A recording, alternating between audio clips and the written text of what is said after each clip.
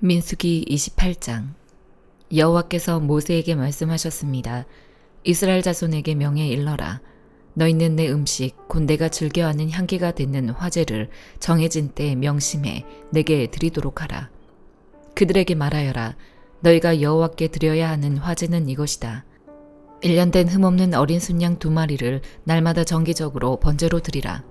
아침에 어린 순양 1마리를 드리고 해질녘에 또 어린 순양 1마리를 드리는데 찌어서 짠 기름 4분의 1 흰과 섞은 고운 가루 10분의 1 에바의 곡식 제물을 함께 드리라. 이것은 시내산에서 정해진 정기적인 번제로서 여호와께서 즐겨하시는 향기로운 화제다. 이와 함께 어린 순양 1마리마다 4분의 1 흰의 전제물을 드리는데 성소에서 독한 술로 된 전제물을 여호와께 부어드려야 한다. 해질 무렵에는 2번째로 어린 순양을 드리는데 아침 때와 같은 곡식 제물과 전제물을 함께 드려야 한다. 이것은 여호와께서 즐겨하시는 향기로운 화제다. 안식일에는 1년 된 흠없는 어린 순양 2마리를 기름 섞은 고운 가루 10분의 2 에바에 곡식 제물과 전제물과 함께 드려야 한다. 이것은 안식일마다 드리는 번제로서 정기적으로 드리는 번제와 전제물 외에 드리는 것이다. 매달 첫날에 여호와께 수송아지 2마리와 순양 1마리와 1년 된 흠없는 어린 순양 7마리를 번제로 드리라. 수송아지 1마리마다 기름 섞은 고운 가루 10분의 3 에바에 곡식 제물을 드리고 순양 1마리마다 기름 섞은 고운 가루 10분의 2 에바에 곡식 제물을 드리며 어린 순양 1마리마다 기름 섞은 고운 가루 10분의 1 에바에 곡식 제물을 드리라. 이것은 번제로서 여호와께서 즐겨하시는 향기로운 화제다. 여기에 전제로 포도주를 수송아지 1마리마다 2분의 1 흰, 순양 1마리마다 3분의 1 흰, 어린 순양 1마리마다 4분의 1 흰을 드려야 한다. 이것은 한 해 동안 매달마다 드리는 번제다. 그리고 순염소 1마리를 속죄제물로 여호와께 드리라. 이것은 정기적인 번제물과 전제물 외에 드리는 것이다. 첫째 달 14일은 여호와의 유월절이다. 15일부터는 절기가 시작된다. 7일 동안은 누룩 없는 빵을 먹어야 한다. 첫째 날에는 거룩한 모임을 갖고 아무 일도 하지 말라. 수송아지 2마리와 순양 1마리와 흠없는 1년 된 어린 순양 7마리를 번제로서 여호와께 화제로 드린다. 이것들과 함께 드릴 곡식 제사는 기름 섞은 고운 가루다. 수송아지에는 10분의 3 에바, 순양이는 10분의 2 에바, 7마리의 어린 순양 1마리마다 10분의 1 에바를 드리라. 그리고 너희를 속죄하기 위해 속죄제물로 순염소 1마리를 드리라. 아침마다 정기적으로 드리는 번제물 외에 이것들을 드리게 하라. 이런 식으로 7일 동안 매일 음식, 곧 여호와께서 즐겨하시는 향기로운 화제를 드리도록 하라. 이것은 정기적인 번제물과 전제물 외에 드리는 것이다. 7째 날에는 거룩한 모임을 갖고 아무 일도 하지 말라. 첫 열매를 드리는 날, 곧 여호와께 새로운 곡식으로 곡식 제물을 드리는 77절에는 거룩한 모임을 갖고 아무 일도 하지 말라. 수송아지 2마리와 순양 1마리와 1년 된 어린 순양 7마리를 번제로 드려 여호와께서 즐겨하시는 향기가 되게 하라. 이것들과 함께 드릴 곡식 제사는 기름 섞은 고운 가루다. 수송아지 1마리마다 10분의 3 에바, 순양 1마리에는 10분의 2 에바, 7마리의 어린 순양 1마리마다 각각 10분의 1 에바를 드리라. 그리고 너희 속죄를 위해 순염소 1마리를 드리라. 너희는 이것들을 정기적인 번제물과 곡식 제물과 전제물 외에 드려야 한다. 너희를 위해 그 가축들은 흠이 없어야 한다. 시편 72편. 오 하나님이여, 왕에게 주의 판단력을 주시고 왕의 아들에게 주의 의를 주소서. 그가 주의 백성들을 의롭게 판단하고 주의 가난한 사람들을 공평하게 판단할 것입니다. 산들이 백성들에게 평안을 주고 작은 언덕들도 의로 평화로워질 것입니다. 왕이 백성들 가운데 가난한 사람들을 판단해주고 궁핍한 사람들의 자녀들을 구원해주며 억압하는 사람들을 칠 것입니다. 해가 존재하는 한, 달이 존재하는 한 온 세대에 걸쳐 백성들이 주를 경외하게 하소서. 왕이 잔디밭에 비가 내리듯 소나기가 땅을 적시듯 나올 것이니 그가 다스릴 때 의인들이 번성하고 달이 없어질 때까지 그 번영이 계속될 것입니다. 왕은 바다에서 바다까지, 강에서 땅끝까지 다스릴 것입니다. 광야에 있는 사람들이 그 앞에서 절하고 그의 적들이 먼지를 핥을 것입니다. 타시스와 머나먼 섬들의 왕들이 조공을 바치고 스바와 시바의 왕들이 그에게 예물을 드릴 것입니다. 모든 왕들이 그에게 절하고 모든 민족들이 그를 섬길 것입니다. 그는 궁핍한 백성들이 부르짖을 때 건지고 도와줄 사람이 없는 가난한 백성들을 또한 건질 것이며 가난한 사람들과 궁핍한 사람들을 불쌍히 여기고 궁핍한 사람들의 영혼을 구원해 줄 것입니다. 왕이 백성들의 영혼을 속임수와 폭력에서 구할 것입니다. 왕이 보기에 그들의 피가 귀할 테니 말입니다. 왕은 장수할 것입니다. 스바의 금을 그가 받게 될 것입니다. 그를 위한 기도가 끊이지 않을 것이고 날마다 그를 칭찬하는 소리가 들릴 것입니다. 그 땅의 곡식이 풍성해 여러 언덕 위에 쏟아져 내릴 것입니다. 그 열매가 레바논의 백향목처럼 물결치고 그의 백성들은 들풀처럼 무성하게 될 것입니다. 그의 이름이 영원히 계속될 것입니다. 해가 존재하는 한 지속될 것입니다. 사람들이 그를 통해 복을 받을 것이니 모든 민족들이 그를 복받는 사람이라 부르게 하소서. 여호와 하나님, 이스라엘의 하나님을 찬양합니다. 놀라운 일들을 하시는 분은 하나님뿐입니다. 주의 영광스러운 이름을 영원히 찬양합니다. 온 땅이 주의 영광으로 가득 차게 하소서. 아멘, 아멘. 이것으로 이새의 아들 다윗의 기도가 끝납니다. 이사야 19장. 이집트에 내려진 판결이다. 보라, 여호와께서 날쌘 구름을 타고 이집트로 가신다.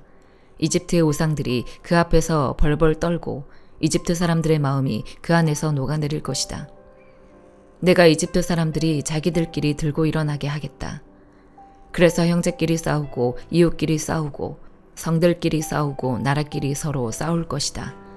결국 이집트 사람들은 낙담할 것이다. 내가 그들의 계획을 수포로 돌아가게 하면 그들은 우상들과 죽은 사람의 영들과 신접한 사람들이나 마술사들을 찾아다니면서 물을 것이다. 내가 이집트를 잔혹한 군주의 손에 넘겨줄 것이니 난폭한 왕이 그들을 다스릴 것이다. 주 만군의 여호와의 말씀이다. 바닷물이 말라버리고 나일강도 바다까지 바싹 마를 것이다. 운하들에서는 악취가 나고 이집트의 시내들도 다 말라버릴 것이다. 갈대와 파피루스는 시들고 나일강을 따라 난 식물들도 나일강 어기에 난 식물들도 시들고 나일강을 따라 씨 뿌려진 밤마다 말라버리고 나라가 없어질 것이다. 어부들도 탄식할 것이다. 나일강에 낚시를 던지던 어부들이 모두 신음하며 애곡하고 물속에 그물을 던지던 사람들이 수척해질 것이다. 고운 삼배를 만드는 사람들과 실을 뽑아 천을 짜는 사람들도 낙심할 것이다.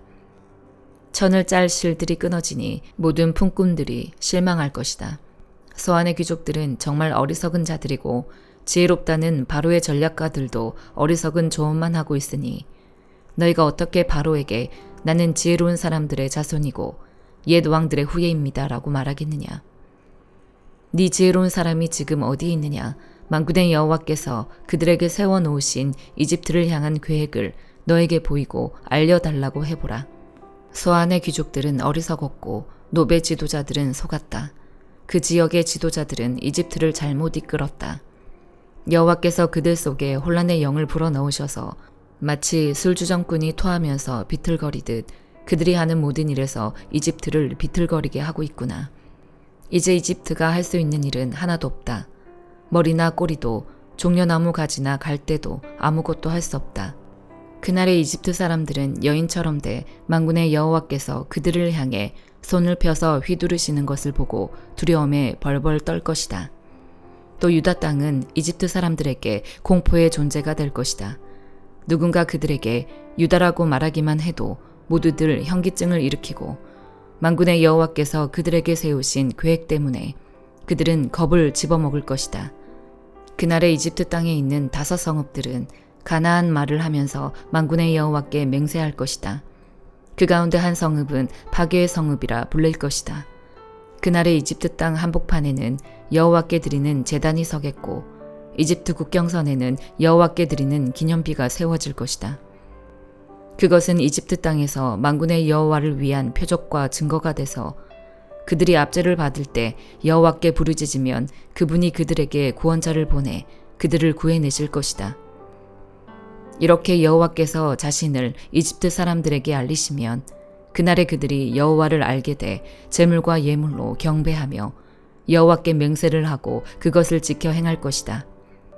여호와께서 이집트를 치신다. 그러나 치시고는 고쳐주실 것이다. 그들이 여호와께로 돌아오면 그는 그들의 간청을 들어주셔서 그들을 고쳐주실 것이다. 그날에 이집트에서 아시리아로 가는 큰 길이 생겨서 아시리아 사람들이 이집트로, 이집트 사람들이 아시리아로 갈 것이다. 그리고 이집트 사람들이 아시리아 사람들과 함께 예배를 드릴 것이다. 그날에 이스라엘은 이집트와 아시리아 다음에 세 번째 나라가 돼 세상 가운데 복이 될 것이다. 만군의 여호와께서 그들에게 복을 주시면서 이렇게 말씀하신다. 내 백성 이집트야, 내가 만든 아시리아야, 내 상속자 이스라엘아, 복을 받으라. 이사야 20장. 때는 아시리아 왕 사르곤이 보낸 군사령관이 아스돗에서 전투를 해 그곳을 점령한 해였다.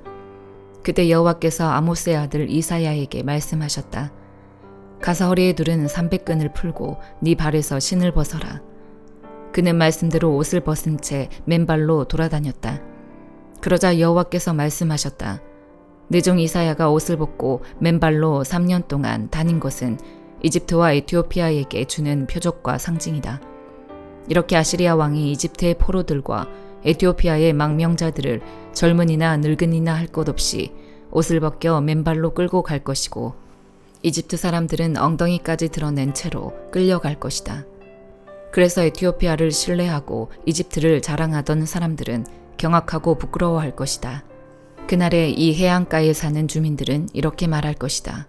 보라, 우리가 의지했던 사람들, 우리가 아시리아 왕에게서 도망쳐서 구해달라고 도움을 요청한 그 사람들이 이렇게 됐다면 이제 우리는 어떻게 피해야 할까? 베드로후서 1장. 예수 그리스도의 종이며 사도인 시몬 베드로는 우리 하나님과 구주 예수 그리스도의 의로 인해 우리와 똑같이 보배로운 믿음을 받은 여러분에게 하나님과 우리 주 예수를 아는 지식으로 인해 은혜와 평강이 더욱 풍성하기를 빕니다. 그리스도께서 하나님의 신성한 능력을 따라 생명과 경건에 속한 모든 것을 우리에게 주셨습니다. 이는 하나님의 영광과 덕으로 우리를 부르신 그분을 아는 지식으로 말미암은 것입니다. 그분은 우리에게 보배롭고 지극히 큰 약속들을 주셨는데 이는 이것들을 통해 여러분이 세상의 종력 가운데 썩어져 가는 것을 피하고 신의 성품에 참여하는 사람들이 되게 하려는 것입니다.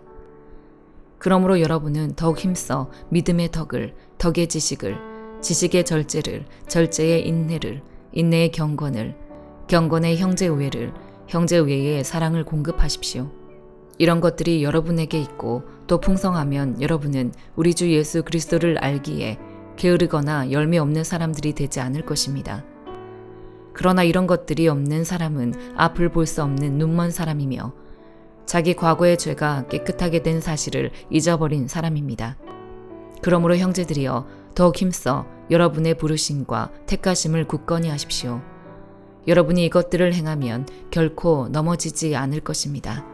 이렇게 하면 우리 주이시며 구주이신 예수 그리스도의 영원한 나라에 여러분이 넉넉히 들어가게 하실 것입니다. 그러므로 여러분이 이것들을 알고 또 여러분이 이미 받은 진리 안에 굳게 서 있다 해도 나는 여러분들로 하여금 항상 이것들을 기억하게 하려 합니다.